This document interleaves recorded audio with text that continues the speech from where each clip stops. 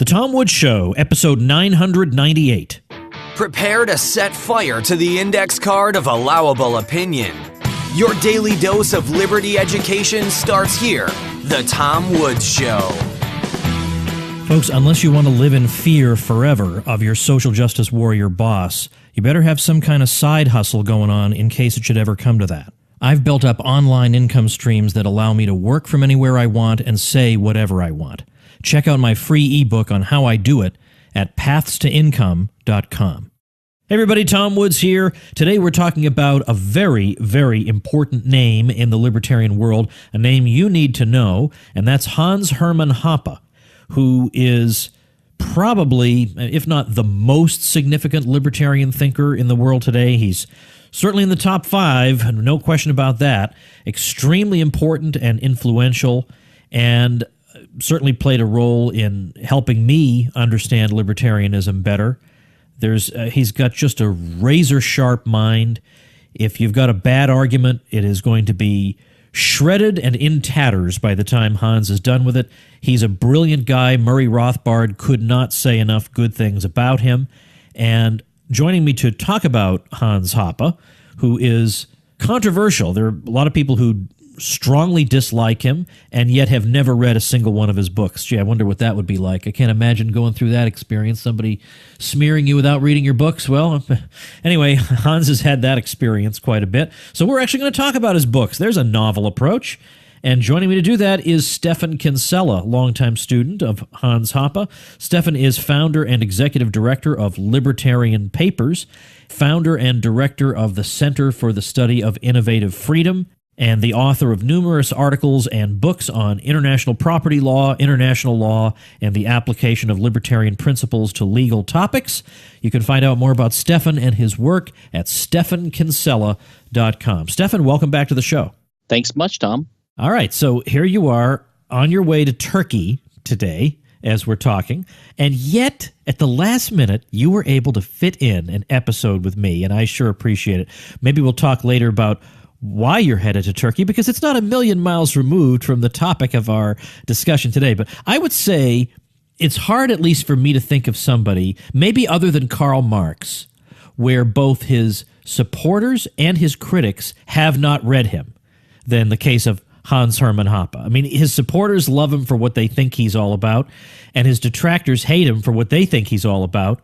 But you ask, well, what is his position on empiricism and positivism? They don't even know what the question means. So I'm not so sure these people are reading him. So I thought, I know Kinsella has read Hoppe even more thoroughly than I have. So let's talk about him. How did you first get to hear about this guy? I mean, with me, it was just I wanted to read every single thing the Mises Institute had. And back in those days, in the old days, that used to be possible. It was, and you probably were like me. And when I was in college and law school, I read like every issue of Liberty Magazine, the Free Market Newsletter from Mises, Reason Magazine. So I was reading the Ayn Rand newsletter. There was only so much, and I read it all. But I think Hans came to my attention. He started appearing early in the pages of the I think the Austrian Economics newsletter put out by Mises in the early 80s, and also Liberty Magazine had a big symposium in 1988 on his argumentation ethics. And I was in law school, and it blew me away, absolutely blew me away. We did an episode on argumentation ethics, so I'll link to that. And then I also did an episode where I walked through one chapter from Hoppe's book, The Economics and Ethics of Private Property, which is an amazing book. I just walked through the chapter on banking and society, and where he starts from barter. Banking, nation states, I think. Yeah. I can't remember a sociological reconstruction of the present economic order, I think, is the subtitle. It's one of his best articles. It's so packed with insights. It's so explosive, and wow, you understand the world better. So much better after you read it. So I made that, and I think my title for that episode was a little clickbaity, because I said Hans Hoppe on blah, blah, blah. So people must think, oh, Hans is on the show. No, it's just me talking about his ideas. So who knows if that'll ever happen. I know he's not big into audio interviews these days. But anyway. I will see him tomorrow, and I'm going to put a bug in his ear and try to. Yeah, you got to. You got to. I mean, he's already done me a favor. I can't give away precisely what, but it'll become clear at my 1000th episode event on September 30th. But anyway, let's talk about some of his significant work. And the first two things I got at the same time, I got A Theory of Socialism and Capitalism, one of his books, yes, and then The Economics and Ethics of Private Property. So the argumentation ethics thing, which is his defense of libertarianism, it's a defense that's I had never heard before. I haven't heard let's just say I hadn't heard the libertarian spin that he put on it before. Correct. I think this is his creation, but we have devoted an episode to that. Let's talk about other things that he does. First of all, what's your favorite book length work of his then? Well, for me, it's clearly A Theory of Socialism and Capitalism. Maybe just because I read it first, or maybe because it's actually a systematic work. It's not a collection of essays, which most of his other works are. And that book, it does lay out an extensive defense of his argumentation ethics in the middle of the book in chapter 7, if I recall. But the first two chapters, chapters 1 and 2, do a really good job of laying out the kind of foundational ideas for property theory, which he uses in his economic reasoning and his libertarian reasoning elsewhere. So just chapters 1 and 2, which are very short, are just packed full of really concise definitions, like the way he defines aggression, contract, property, socialism, capitalism, is extremely helpful and much more clear than the way a lot of other writers use it, which is more of a loosey-goosey kind of way. So the one I reviewed was so I encountered that book in 88 or so, 89 when it came out, when I was in law school, when I had read about the other stuff. And then he released the Economics and Ethics of Private Property, which you just mentioned, which is the one after that, which is also fantastic. It's a collection of essays which are related in two different parts, philosophy and economics. And I did a lengthy book review essay of that book for a law review, and I sent it to Hans in 94. And I didn't know him at the time, and he sent me a warm letter back. And so I met him for the first time, along with Lou Rockwell and David Gordon and Rothbard, actually, in 1994 in November at the John Randolph Club meeting in D.C. Yeah, then you and I must have been there at this, because I was there too. Yeah, that's the first thing I'd ever done with any of them, and the Rothbard, of course, died in January, like 2-3 months later. So I was lucky to meet him there. But so Hans and I and so then Hans became the editor of the JLS and a co-editor of the QJAE, the Journal of Libertarian Studies, and the Quarterly Journal of Austrian Economics after Rothbard's death.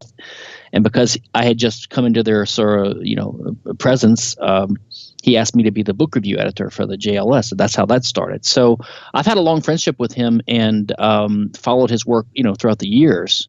There's an article that Rothbard wrote about Hans where he's going after some of Hans's opponents, and he's saying, maybe the problem people have with Hans, although they'd never say it, is that he's so relentlessly logical, and he is so careful and devastating in his demolition of bad ideas that it's hard to take. And Rothbard sums it up by saying, well, shape up, guys. In argument as in politics, those who can't stand deductivist heat should get out of the philosophic or economic kitchen. So he absolutely loved Hans, Rothbard did. So Hoppe has great treatment of the subject of public goods, for example, which is used to justify the state. There are certain goods that the market just won't produce in quantities that neoclassical economists consider to be optimal for various reasons. So therefore, we have to have the state. And Hans will have none of that, but more than just public goods, his point is an extension of Rothbard's, that he comes to reject the state altogether, because he says the same arguments you make about why we need certain state programs are the arguments that socialists make for why we need further state programs. So if one group of arguments is bad, the other group of arguments must likewise be bad. There's no analytical reason that these particular goods are any different from those. So in other words, that's where the public goods argument ultimately winds you up. Our side of the public goods thing, that these things are this is an analytical mess. This whole public goods thing, you can't analytically distinguish these different sorts of goods. So therefore, there's no class of goods that must be supplied by the state. So we don't need the state. Over and above the moral problems with the state, we just don't need it. Yeah. And that's pretty tough medicine for a lot of people. Yeah, and that's a chapter, if I recall, in his 94 Economics and Ethics of Private Property. He demolishes the public goods approach, and he has another good one on antitrust theory. But if you notice what he does there, he relies really heavily on praxeology, on Mises's method of economics, right? So he always does this. As I think I noted in one of my afterwards or forwards, more than anyone else I know, Hoppe really, he doesn't just give lip service to praxeology like some so-called Austrian thinkers do. Like, they never use it in their reasoning. Hans uses it consistently all the time. He really relies upon it and extends it. So I think, just for example, he noticed that the Austrian notion that all goods are subjective, right? There's a subjective quality to them, means that no good is ever perfectly public or private. And I think he's got a similar point about other types of goods. It depends upon how the user perceives these goods, right? Just like something is not purely a capital good or a consumer good, it depends upon how a human actor perceives it subjectively. So there's no binary external objective classification of these goods, which is partly his point, right? You can't objectively say something is objectively a public good and then build some political theory on it. Now, getting back to that earlier book, A Theory of Socialism and Capitalism, with a book title like that, with no subtitle, which is very rare in academic publishing, right? Usually a 3-paragraph subtitle. It's just A Theory of Socialism and Capitalism. What is the Hoppian theory of socialism and capitalism? Yes. And I think there actually might be a subtitle, Tom. I think it's Economics, Politics, and Ethics. Oh, you're right. Darn it. Okay. But it's hardly ever used. Oh, okay, well, fair. But I think, does Economics and Ethics of Private Property have a subtitle? I thought he had at least one with no subtitle. It may. All right, it doesn't matter. His merits stand on their own, regardless of this question. Well, his monograph on the nature of Austrian methodology, I'm getting the title wrong, I think has no subtitle, but and the Great Fiction, which is his third series of essays. Now, and by the way, I'll get into TSC, but he did have a couple of other works published in German earlier, which have still never been translated into English, which is a frustration for me because I can't read German. So I'm hoping someday some Hoppian German-English Hoppian speaker will translate some of those earlier works. Hint, hint, all you listeners out there. Hint, hint. All right, so go ahead. But so his theory of socialism and capital, first he gets to like what I call essentialist definitions. And I've heard some people criticize Hans for his definition of socialism, because what he says is the essence of socialism is really just the institutionalized aggression with private property rights. It's not simply the centralized control. But again, there's no hard and fast definition or objective difference between capital and other goods. This is an economic classification. So his point is, yes, we can define socialism as a centralized control of the means of production, but the essence of it is any institutionalized interference with private property claims. And then he defines private property claims as those that arise from the kind of the classical libertarian bases, like original appropriation or homesteading, a la Locke, and then contractual transfer, basically. So his theory is that anytime you have a state, you have a degree of socialism, and anytime you have socialism, you have injustice and inefficiency. What is really illuminating is after his first two chapters in A Theory of Socialism and Capitalism, where he sets out the basic categories and concepts he's going to use, chapters I think 3, 4, 5, and maybe 6, they analyze different types of socialism. So he criticizes socialism Russian style, which we would call communism. He criticizes the socialism of conservatism. Okay, so he's anti-conservative or fascism, you could say. He criticizes the socialism of social engineering, okay, and things like that. So he breaks different types of socialism down into different classifications, but finds common things to criticize about all of them. And that's what's so interesting about this. And of course, he also has a chapter in Democracy, the God That Failed, where he talks about libertarianism and conservatism. And he does not have much patience with conservatives who make the argument that, well, we do, after all, need a welfare state. He says, no, the welfare state undermines all the things you conservatives claim to support. So he is so rigorous in his opposition to all these different approaches that it's really exciting and interesting to read. And I'd like to just share an episode that I bet most people listening don't know. People in my private group know it because I shared it there, but almost nobody knows it. Were you at the John Randolph Club meeting in 1995? No, I just went to the first one. Okay, but do you know what happened in that year? Not sure. Okay, well, this is the year. The John Randolph Club was a meeting of libertarians like Lou Rockwell and Murray Rothbard and David Gordon and other people who've been on the show. And then on the other hand, it was the paleocons. These were anti-interventionists. Now that the Cold War is over, they want to shut down NATO. They want to bring the troops home. So, why wouldn't you want to talk to them? And these days, this whole thing is being, people say, oh, they were allying with Nazis or white national. Well, that's because today everybody's considered a Nazi. If you look at these people, Tom Fleming may be an irascible character, but he was no Nazi, right? He's just a regular, he's a non-neocon conservative. Or Bill Kaufman. What a wonderful guy. What a thrill to get to meet Bill Kaufman. There's nothing wrong with him. Why would you not want to talk to conservatives who want to abolish, or to slash the warfare state? Well, anyway, after Rothbard died, Rothbard and Tom Fleming, I think, were the two personalities, one from each camp, that were really holding that thing together. And I don't think it could really hold without that glue. So after Rothbard died, some of the divisions between the two groups began to get greater and greater, because the libertarians kind of felt like, we're willing to learn from the conservatives about a lot of cultural issues, but they got to learn some economics. And it seems like a lot of them aren't. And they're still talking about protectionism and this and that. So Hans got up at the 1995 conference and didn't name any names, but he basically said that some of what he's hearing about, nationalistic economic policy, he says, runs the risk of bleeding over into National Socialism. I mean, not that these people are outright Nazis, but that you're more or less advocating an economic approach that approximates that, and I don't want to have any part of that. And so that wound up splitting the whole group, that the conservatives were so upset that Hans had criticized them like that pretty much blew the whole thing apart. Now, nobody knows that, and of course, no one would believe that, because of course, these days, well, Hoppe's a Nazi, by people who have never read him. They've heard 3 out-of-context sentences. They would have no idea that it was Hans, before they were even born, who was saying there are trends here that I don't want to be part of, and I have to reject wholeheartedly. That was Hans Hoppe who did that. And I thought on this episode it might be relevant to throw that in.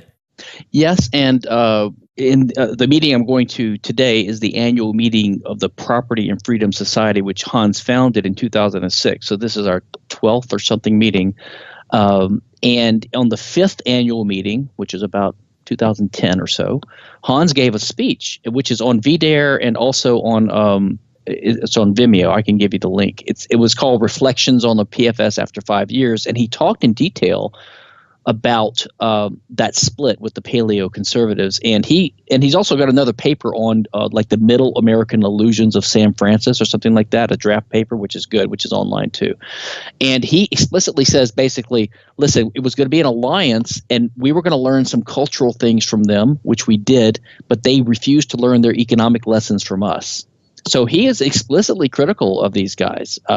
Yeah. And his talk, by the way, on Sunday, I believe, is going to be on the alt-right. So I'm interested to see what he has to say about them. Yeah, I will be too. And I mean, his criticisms from 1995 are, the same sorts of things. I would say much more. I would be much tougher with these people. And let me also mention that it's just part of this whole history. Hans turned 60 years old in 2009, and so Guido Holzmann, I became friends going to our first Mises conference together, and we were both going there to study under Hans, basically, me for legal and political theory and Guido for economics, and we stayed good friends over the years. And we decided to do a Festschrift for Hans, which is like, a collection of articles in memory of a notable thinker. And we published it right before his birthday I think you were at the ceremony, Tom, if not. I was. I've got a great picture where I'm standing like right behind Hans while he's grinning from ear to ear because you guys had successfully managed to keep this project a secret from him. We did. He thought it was a birthday thing or something. But if you look at the volume, the array of scholars in there is just incredible. It's all over the world. Guido and I, we split the project up, and we sort of humorously said, well, Kinsella, you take America, and Guido, the German, will take the rest of the world. Because it was about half and half that way, because most of the scholars are concentrated here. So it was funny that we split it up, the globe up between us that way. But it's a beautiful book and beautiful sentiments from there. There's Bob Higgs and Lou and scholars from Pascal Salon and scholars from all over the world. And it just shows the depth of his influence. And you did mention earlier that some people haven't read Hans, they criticize him. I think part of the reason for that is because he became more popular with the publication of his Democracy book, which followed his first 2 or 3 more scholarly, more philosophical works. And he became popular by a lot of people because of that, because of his theories about monarchy and democracy and immigration and things like that. And I don't know if a lot of those people have gone back and read the earlier, more foundational work. Right. Now, even the Democracy book, though, is, for a popular style book, it's about as scholarly a popular book as you're ever going to see. But Absolutely. You're right. It is on that level, and it's published by a press, I think it was Transaction, that more or less catered to the public. But yeah, you're right. Those A Theory of Socialism and Capitalism and The Economics and Ethics of Private Property. Beautiful thing about these books today is that they can be read for free. So I'll actually link to the free versions that you can read online over at tomwoods.com/998. The Democracy book you're going to have to buy. I'll link to that. I think there is a link to a version online, but it's not exactly legit. Yeah, I don't know how if I want to do that. But then also we were mentioning he has a short, it's an essay in booklet form called Economic Science and the Austrian Method. This thing is beautiful, from 1995. Absolutely beautiful. So I'll link to that. I'll link to the Festschrift. There's a lot of material people can read. So let's get to the key question. Where do they jump in? What's the first one? Is it Theory of Socialism and Capitalism? Honestly, I would start with The Theory of Socialism and Capitalism. I mean, basically, chronological order is good. Read that one, and then read the Economics and Ethics of Private Property. Okay, and then what I had noticed over the years was there were several of his best articles that had never been put into a book, and most of those are included now in The Great Fiction, which was published by Laissez-Faire a few years later. So that's like a counterpart to the Economics and Ethics of Private Property. But I would say read A Theory of Socialism and Capitalism, and then read that short monograph of his on praxeology and the economic science and the Austrian method, I think is the title. Yeah. And those are all online and free. And they are just, if you're interested at all, like in Ayn Rand's sort of theory of concepts and her criticism of Kant's idealism, and you're interested in realism, and you're also interested in Rothbard and his Aristotelian sort of spin on Mises, and Mises himself, which is a sort of a realistic Kantian take on things, this book is just heaven for you, because it's a blend of all those approaches. It's not Randian, but it would be of interest to Randians. Let's take a few minutes, if we could, to talk about controversy surrounding Hans. I mean, we might as well say something about it. I mean, even though I really do just want to talk about the basics of his books so that people will know where to start, because really you should read the books and not listen to a podcast episode. You should read the books. They're fantastic. But he's attracted a lot of controversy. And the thing is, a couple things here. He doesn't really respond to critics. He responded to critics of argumentation ethics. Yeah. But these days, if some guy calls him a racist or whatever, that is about the last thing in the world he cares about, which makes them crazy because, of course, he's supposed to come begging for forgiveness on his knees and, oh, my goodness, I hope you're not upset at me. He could not possibly care any less. And that, I think, more than anything else, drives people crazy because they feel like, wait a minute, we've set the moral standards for this society, and we're the ones who are going to decide who's forgiven and who's in good standing and who isn't, and you don't even care? What is the matter with you? So where are people getting this anger toward Hans? I mean, I assume it's not because they disagree with his public goods theory. Well, it's weird to me because he's one of the sweetest, gentlest, most sincere, honest, and intelligent I've ever met. Without a doubt. And he has obviously been a hardworking advocate for liberty in Austrian economics for, 40 years now. Since how many foreign language translations are there of his books? You used to keep track of this. Oh, it's almost approaching 30 now, I think. So there have been translations all the time. And I have them on his website, hanshoppe.com, which I help him I helped maintain for him. There were a couple of statements he made that were taken out of context. It's to the point now where if you say you're against the anti-discrimination law, then everyone says you're a racist. So it's part of it is that kind of reaction.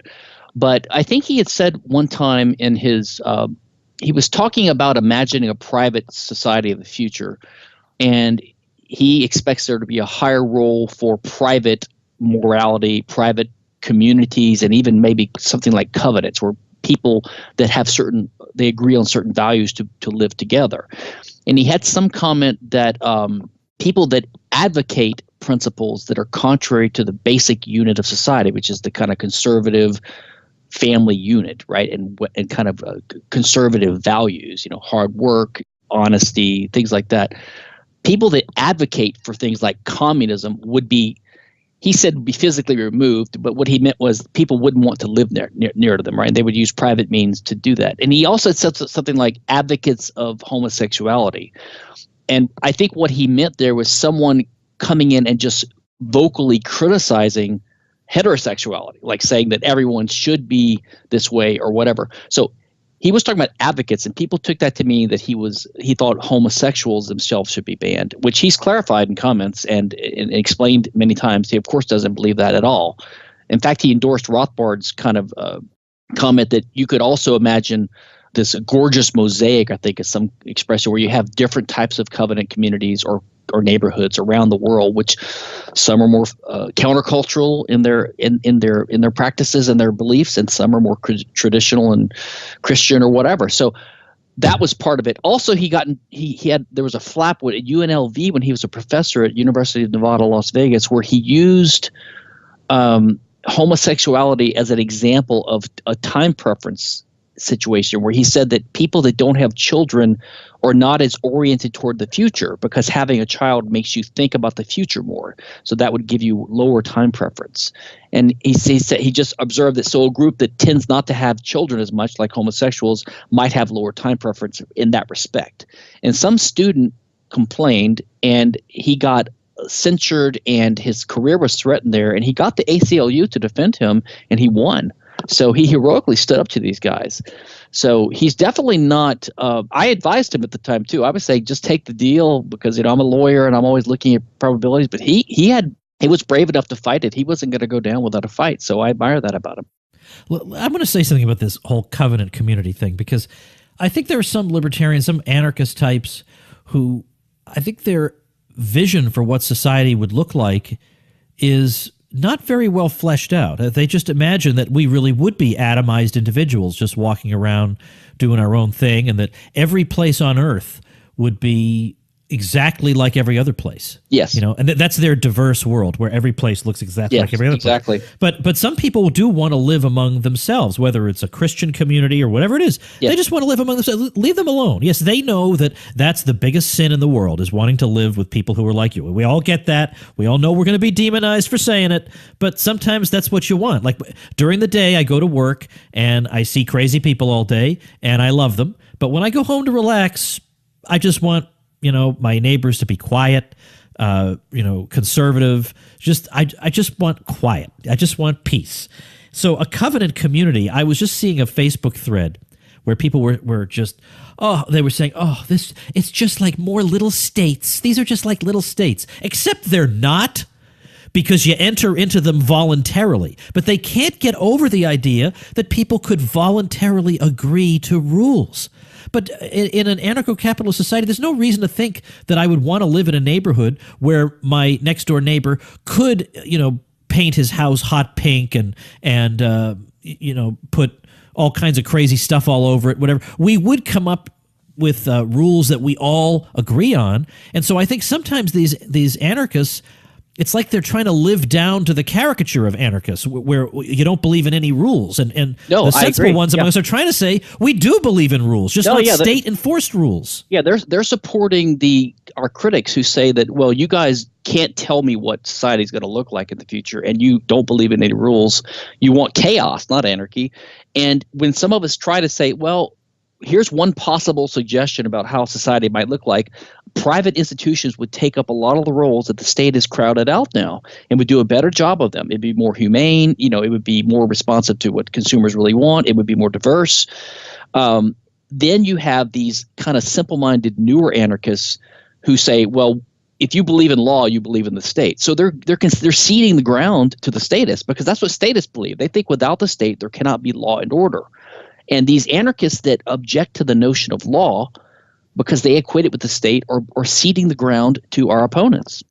And moreover, one of the ways you can cope with the public goods problem is precisely by offering some goods on a community basis so that you don't have to somehow figure out, well, how would an individual pay for sewer services or whatever? Well, the sewer service is one of the benefits you get when you join Community A. That solves the problem. Streetlights are one of the benefits that you get in this residential area when you belong to this community, and you pay some dues and that covers it. Or either that there are other ways that you could just provide these things for free. There are a lot of ways you could provide public goods. Yep. But one of them is, like the analogy that Fred Foldvery gave on the show a long time ago was when you go to a hotel, you don't pay separately for the elevator. Right. You don't pay separately for the lobby. It's all included in what you pay for. And we don't say, oh, the hotel is like a little state because I pay and I get, well, no, the free market is where you pay and you get goods. So communities might be arranged the same way. There's nothing wrong with that. Yeah, and let me say one other thing too before we run out of time. But people sometimes say, well, what's the difference between Hoppe and, say, Rothbard? Now, I would say that Hoppe, like, what's his main contribution or what's the distinction, right? Because in my mind, Rothbard is the libertarian. He's the guy that really is the founding thinker of our modern libertarian movement. And Ayn Rand was probably the one that got it started. But, with Rothbard's Austrian economics and his radicalism and his anti-statism, he is the founding libertarian thinker. Hoppe, I would say, he studied under Rothbard for 10 years, and he was a deep Misesian. So Rothbard and Mises are his two main influences. And there's one thing I discovered years ago, which I might have pointed out to you.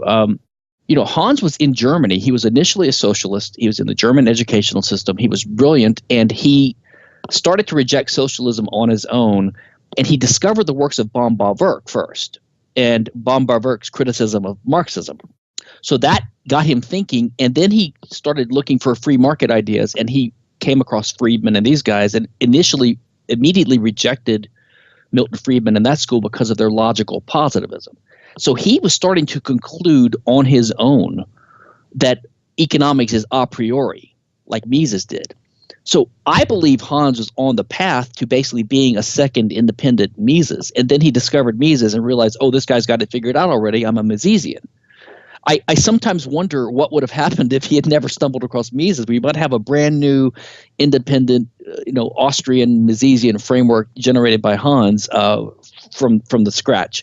But so I would say he's heavily Misesian. Rothbard influences politics greatly, right? But I would say that some of the differences are that Hans goes way deeper into the issue of scarcity, which David Hume analyzed too. So the acknowledgement of the role of scarcity informs his libertarian property theory more so, I think, than it did for Rothbard. He's also a bigger skeptic of democracy and like the American Constitution than, say, Rothbard and Mises would have been. So he's more radical in that sense, or he moved a little bit beyond them in his critique of democracy. And he views the Constitution as just like a centralizing force that was a step backwards, and that democracy was a step backwards in many ways from the earlier monarchic period. Whereas Rothbard kind of buys into this libertarian worship of the founding fathers generation, and the American original system as being quasi-libertarian. So those are some of the differences between Rothbard and Hoppe. Let me just say a quick thing about my own personal situation regarding Hans. I met him a long time ago, and I was kind of becoming a libertarian, but then I went through a paleocon phase in the 90s. Mm-hmm. And so I remember there was a time when I was going to speak at the Mises Institute, and Lou very gently said, well, Tom, I would appreciate if you would wear your Mises hat rather than your Buchanan hat while you're here. And I said, of course, right, I'm not going to cause you problems. But I really was kind of a Buchananite. Right. And I still like Pat Buchanan and all that. But it's funny that when people are trying to criticize me today, the best they can do is dig up something from like 1995. Right. Well, yeah, when I wasn't really a libertarian, I wasn't really a libertarian, duh, right? But I was interested in it, and I was closer to libertarianism than most people were, but I went through that kind of a phase. And the thing that got me out of that phase permanently was Hans Hoppe. It was reading. I talked to him in 2001. That was the year Democracy, the God That Failed was about to come out. And I told him about my misgivings, and he said, these will all be answered in my book. And I thought, oh, yeah, I'd like to see that. So then I read Democracy, the God That Failed, and I basically decided, okay, I've been on the fence about this for a while, but now I'm officially in the was it 2001 that book came out? That sounds right. Somewhere around 2000 or 2001. I said, okay, I am definitely in the libertarian camp, and then I started calling myself a libertarian. But even for a few years after that, if you read my articles, you don't even see myself referring to myself as a libertarian. It took me a while. Right. It took me a long while. If Hans had written this book earlier, maybe it would have saved me a lot of trouble. And of course, with the internet today, you can go through 10 ideologies in 5 months. But in the old days, you had to read books, and it took a long time. Well, I've heard. I think you've had some interviews with Buchanan on your show, and he's brilliant. He's so likable, and he's so smart in some areas. I understand the appeal there, and Hoppe likes him too. I think he's actually criticized Buchanan in that article on Francis. He did criticize Buchanan for his, I think his sort of trade views. His economic nationalism type views. But no, I had a similar experience with Hans. I sent him an article one time to review. It was on federalism, and he said something like, yeah, it's all right, but because I was talking about the Constitution and all this, and he said, but he goes, you Americans, libertarians, focus so much on the U.S. Constitution like it's special. And it struck me, and I started thinking, yeah, he's got a point, actually. It's not some proto-libertarian mechanism for controlling or getting a good state. It's really not. It was really a centralizing coup almost. Yeah, it's true. It's true. And I mean, now I've argued, the arguments on both sides of that. I mean, we can say, well, the nationalists tried to ram through what they wanted, but the Constitution was still sold as a decentralizing thing. But the point is there were time bombs in it. Yes. That over time could be and were, in fact, exploited by people who were, who just wanted power. I used to. I've come a little bit in the Sheldon Richman direction over the years. Really? Okay. He persuaded me that I used to argue the Interstate Commerce Clause was never meant to grant all this great power to the feds and all this, and I don't want it to. But the argument's a little bit convenient, but he persuaded me that a lot of this language is very amorphous, and some of the people that wrote it did have some of these things in mind. John Hasnas has a really great article, The Myth of the Rule of Law, where he talks about how so much of legislative and statutory and constitutional language does not actually have an objective, clear answer. It is subject to the whims of the people that are left to interpret it. Yeah, and so no matter how good your intentions are, when you're drafting a constitution, let's say, although this isn't his main argument, but you're going to run afoul of this problem that you can't. Well, anyway, in fact, I did a whole episode with him on this. This Myth of the Rule of Law was one of these articles that I read. Yes, it's a classic. I told him on the show that I indignantly rejected it when I first read it. Yeah.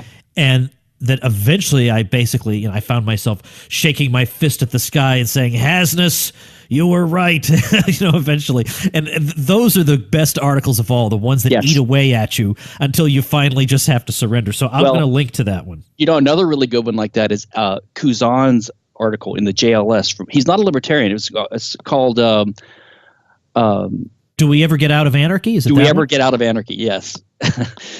And he wrote he revisited later, which wasn't as good. And I think he submitted another article to my paper, my journal, the the Libertarian Papers Journal. And so, but Hans actually in his democracy book, this is kind of what he talks about. The logic of democracy is that it has to lead to more centralized state power. It doesn't matter what a paper constitution says. They're going to, because of the nature of the state, They're going to use whatever means they can. And that long article you mentioned earlier, Banking in Nation States, he traces the kind of actual steps the state takes to seize control. It takes control of education. It takes control of the roads, transportation. It takes control of communication. And finally, it takes control of banking and money. So it has its tendrils in all these areas of society, so it can basically buy support and make everyone dependent upon it and control them. It's really insidious. And the thing is, this is the nature of the state. Even if you have a paper constitution, even if you have democracy, or maybe even especially if you have democracy. In a way, it's kind of like you should ask yourself, suppose you were, because some people might say, oh, that's an unnecessarily cynical view of the state. All right, well, suppose you were about to think of a way to dominate people and keep them dependent on you and be able to lord it over them.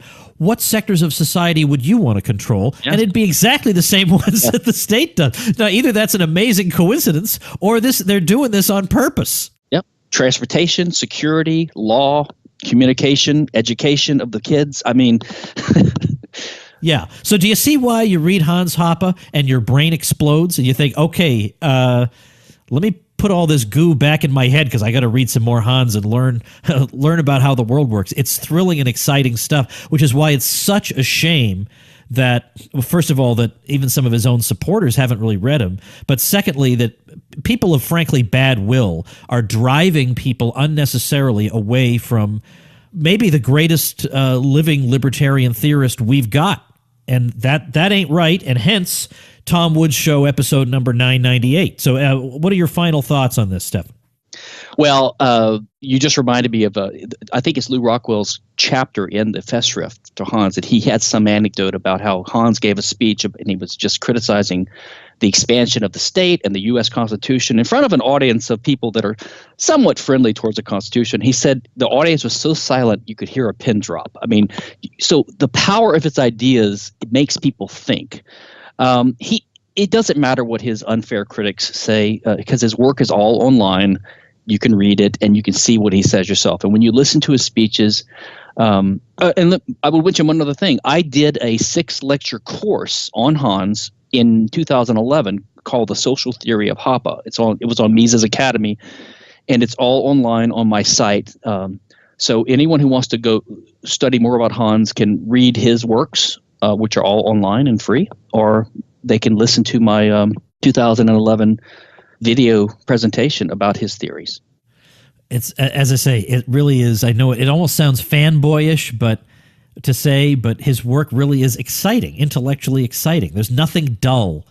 It's like reading Rothbard. Nothing dull about reading Rothbard. Nothing dull about reading Hans Hoppe. So a lot of great resources. Yeah, he electrified me when I came across him, and I still think his first book is my favorite book I've ever read. And I have my own thing that I've written, but I'm not too proud to say that I'm kind of like Hans's fanboy or amanuensis, some people say, someone who spreads the ideas of someone else. But, because of his ideas. And I think they're well worth reading for any libertarian. So I'm going to have a bunch of them linked at tomwoods.com/998. So I urge people to check those out. And Stephan, safe travels as you head over to visit with Hans. And just let him know that there is a huge community of listeners out here that would pretty much crawl over broken glass if that would somehow help to get Hans onto my show. So just casually mention that, and safe travels, and thanks a lot. Good luck with 1,000. Thank you. All right, that's going to do it for today. Definitely want to check out tomwoods.com/998. And don't forget to join me for the 1,000th episode event, which we've postponed to September 30th. 1,000th episode of the show. I know it's episode 998, but I'm going to skip over episode 1,000, go right to 1,001, and then when we do our live event, then I'll insert episode 1,000 in the missing spot. But anyway, it's going to be great. I've got a couple special guests that you don't know about, but also the ones who are on the bill are Michael Malice, Tom DiLorenzo, and our MC, Eric July. Costs you nothing to attend, so definitely make sure and be there. And help me spread the word. tomwoods.com/Orlando, and I'll see you tomorrow. Become a smarter libertarian in just 30 minutes a day. Visit tomwoods.com to subscribe to the show for free, and we'll see you next time.